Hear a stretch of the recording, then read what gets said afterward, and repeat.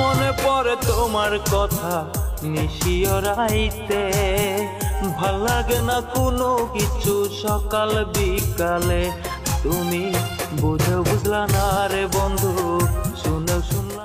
কারো মানসিক শান্তি কেড়ে নিয়ে নিজের জীবনে কখনো সুখী হওয়া যায় না।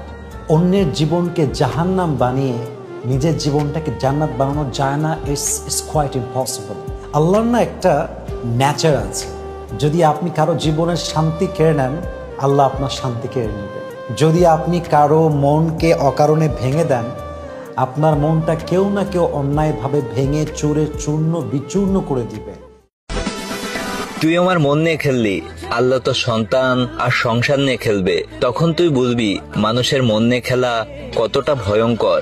তোর মতো কিছু বেঈমান আছে যারা সারা জীবন পাশে থাকবে বলেও মানুষের জীবন নিয়ে খেলে। মনে রাখিস, রিভেঞ্জ বলে একটা বাক্য আছে,